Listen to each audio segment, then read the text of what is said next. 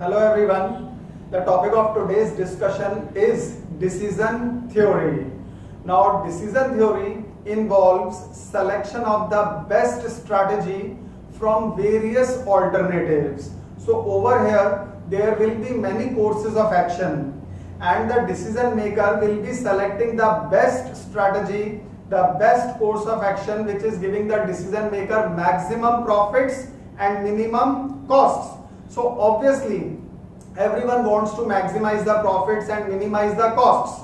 Over here the objective will be same. The decision maker will be selecting the best strategy, that strategy which is going to give the decision maker maximum profits and minimum costs will be selected over here, right? So that's the purpose of decision theory, and the whole topic of decision theory is bifurcated into two main topics: decision making under risk and decision making under uncertainty.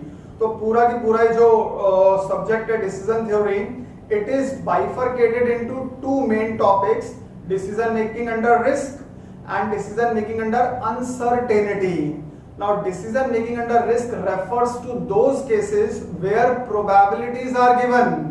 तो जहां पर भी probability involved होगी वो cases बोले जाते हैं decision making under risk के, and decision making under uncertainty refers to those cases where probabilities are not given. So uncertainty, where no such kind of information is provided to you, no probabilities are given. So without making use of probability, you will be selecting the best course of action with the help of certain models that we will be discussing in detail in the coming sections. But remember, there are two subtopics in decision theory: decision making under risk and decision making under uncertainty. और आपको बताया risk वाले cases वो cases है जहां पर probabilities given होंगी, और अनसर्टेनिटी वाले केसेस वो केसेस है जहां पर प्रोबेबिलिटीज गिवन नहीं होंगी. Now in risk we will be calculating EMV. EMV का फुल फॉर्म है expected monetary value. Then we will be calculating EOL, expected opportunity loss, and EVPI, expected value with perfect information, right? So we will be discussing all these models in detail. अभी ध्यान रखिएगा, risk में जो main cases है वो है EMV, expected monetary value, EOL, expected opportunity loss, and EVPI, expected value with perfect information. Later on we will also be calculating expected cost and expected opportunity costs, right?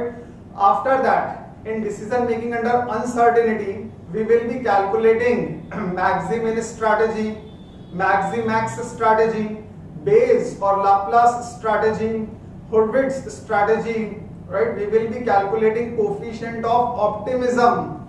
Then we will also be calculating minimax regret criteria, minimin criteria. So all in all, this is going to be a very interesting chapter whereby we will be having practicals on risk as well as uncertainty, but there will be two terms which will be used in each and every case of decision theory: states of nature and courses of action, right? ये दो terms लगातार हर case के अंदर use किए जाएंगे decision theory में, और इनमें डिफरेंस क्या है? States of nature refers to those factors which are outside the control of a decision maker.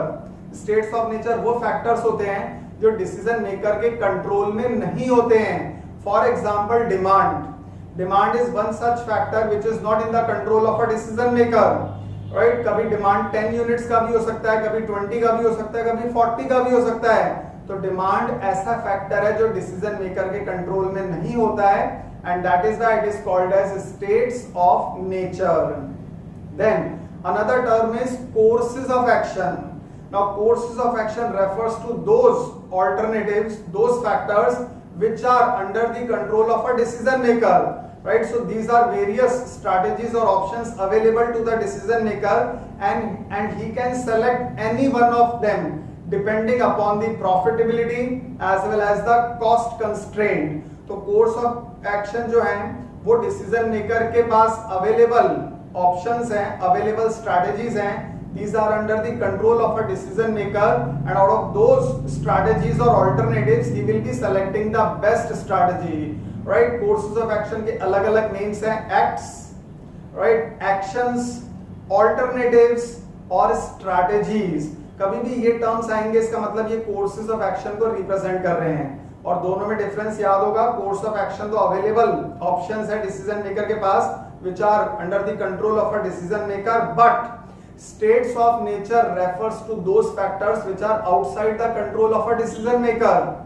अब course of action decision maker अपने जो वेयरहाउस है उसमें 40 यूनिट्स स्टॉक करके रखता है, राइट? तो वो उसके पास एक ऑल्टरनेटिव है, उसकी स्ट्रेटेजी है which is in his control, so he is having a stock of 40 units.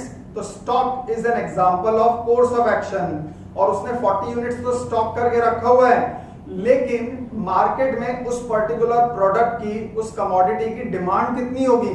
40 units तो उसके पास हैं, लेकिन मार्केट में डिमांड 10 यूनिट्स का भी हो सकता है, 20 का भी हो सकता है। तो डिमांड वो फैक्टर है जो डिसीजन मेकर के कंट्रोल में नहीं है, और जो कंट्रोल में नहीं है उसे बोला जाएगा स्टेट्स ऑफ नेचर, और जो फैक्टर कंट्रोल में है उसे बोला जाएगा courses of action, right? So you have to be very much clear about these two concepts, states of nature and courses of action, which will be used in conjugation in each and every practical of decision theory, right? So this was just a theoretical overview of decision theory. We are going to start with the practicals of decision making under risk in the coming lecture, then moving on to decision making under uncertainty. After solving various complicated problems, we will be heading to decision tree. So all in all, this is going to be a very interesting chapter, and we are going to start with the main practicals of decision theory in the coming lecture.